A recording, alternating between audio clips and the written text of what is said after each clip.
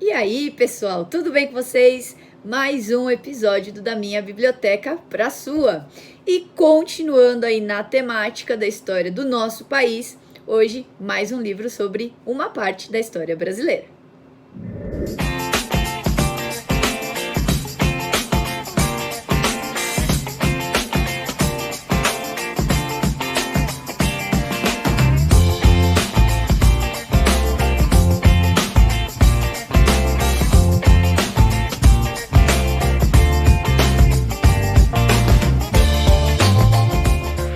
O livro desta semana é um livro que me tocou muito o coração quando eu li, gostei bastante, recomendo para todo mundo.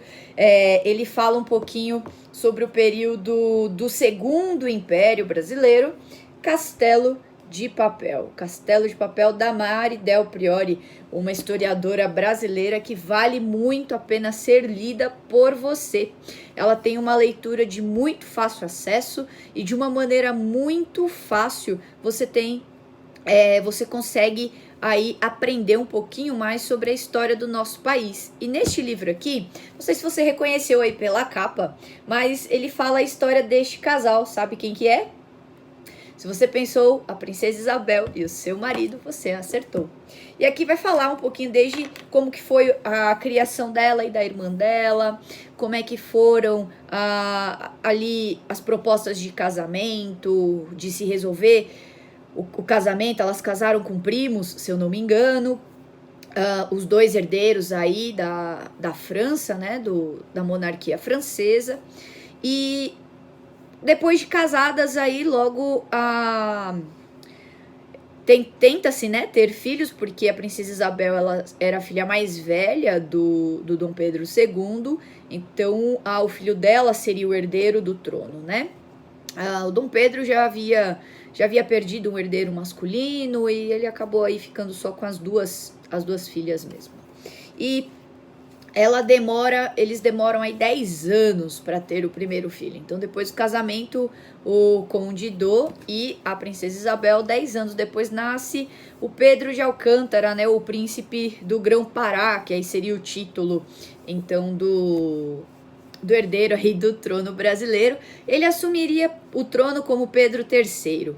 Mas em 10 anos a irmã dela já havia tido filhos, a irmã dela inclusive já tinha morrido, e o Pedro Augusto, que tem um outro livro que a Mari Del Priori fala só sobre ele também, ele era cotado para ser então o herdeiro, já que a Princesa Isabel não tinha filhos. Ele fala um pouquinho sobre como foram essas disputas políticas, essas questões políticas aí.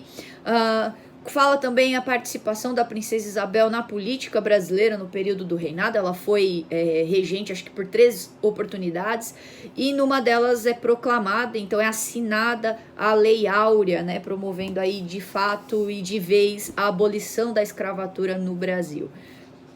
Um passo aí bastante importante, né? Dom Pedro II, neste momento da vida, ele já estava bastante adoentado, ele sofria de diabetes, e ele estava indo para a Europa para tratar, né?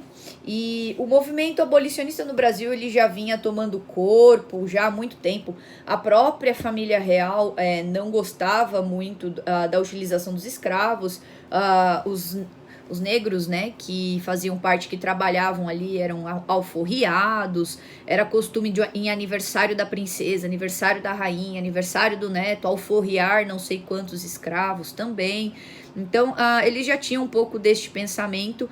A política brasileira ali, quase com aquela aristocracia rural, né, aqueles grandes proprietários de terra, era um pouco complicado, porque eles dependiam muito do trabalho da mão de obra escrava, né? Então, os entremeios políticos aí eram bastante complicados. Mas esse aqui é um livro muito bom de se ler, é uma escrita romanceada, né, vamos assim dizer.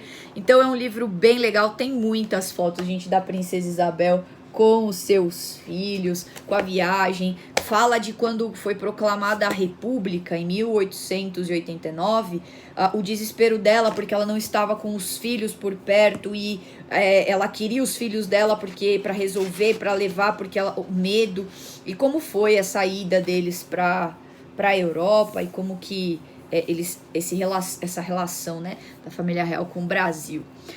Fica aí a dica então, espero que você leia, que você aproveite este momento dessa época do ano aí para se inteirar um pouquinho mais sobre a história do nosso país, e as leituras são muito boas. E gente, Mari Del Priore é uma escritora brasileira, historiadora, que tem muitos livros nessa área. A gente vai falar de alguns ainda aqui nos nossos episódios, porque eu tenho vários livros, é uma autora que eu gosto bastante. E se você não conhece, tá aí uma boa oportunidade para você conhecer, e já vou dizendo, você vai se apaixonar. Até o nosso próximo episódio.